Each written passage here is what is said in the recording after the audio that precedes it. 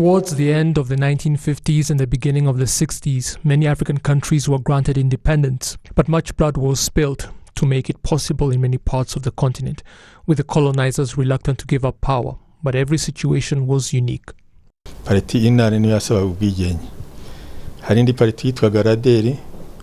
party Ntore asked for independence, and so did RwandaTV, asking for autonomy for 40 years and then independence.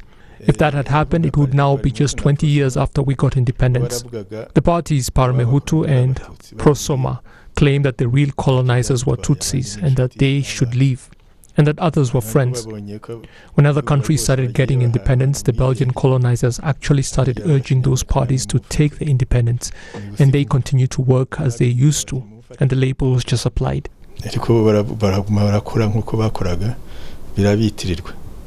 Like in many other parts of Africa, Rwanda immediately after independence was a place of discrimination and persecution, with some forced to flee or die.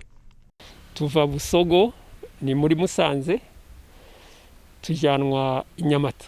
We left Busogo in Musanze and we were taken to Nyamata. We became refugees in our own country, chased from one area to another, and it was hard on us.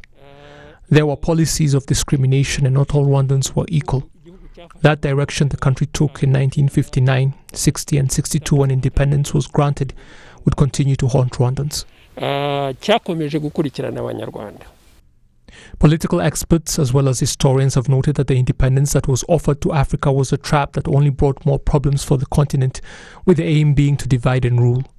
Ibyo rero nibwo burezi tuvuga ngo ubwigenge buri he niba twara abanyarwanda tukaza guhinduka abantu b'amoko atatanye. That is the poison we talk about and ask where that independence was if Rwandans were once united only to change into 3 tribes. That is not the only example. Africa in the 60s, 70s and 80s was very unstable. You remember what happened in Nigeria. 5 to 6 coup d'etats in 1 year, in a single country. That is why we call it a trap, because they use the system of divide and conquer. We fell right into their trap. Kuyobora bacagucamo abantu ibice. Tuza kwisanga rero ibyo badushyizemo baduteze umutego baduteze natwe twese rero tugwa.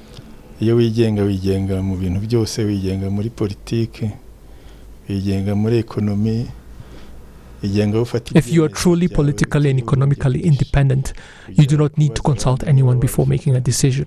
But in Africa, we are still dragging ourselves along in that respect.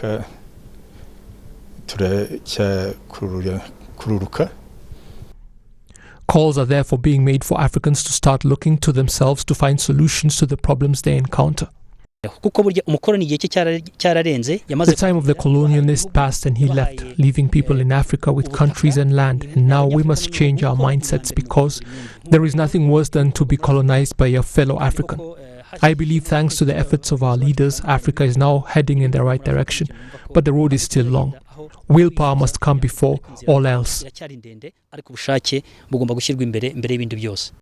The efforts of people like Ahmed Sekou Toure of Guinea in the past, Kwame Nkrumah and Jomo Kenyatta are now beginning to bear fruit as Africans realize that unity is key to success and division has brought the continent only sorrows over the decades.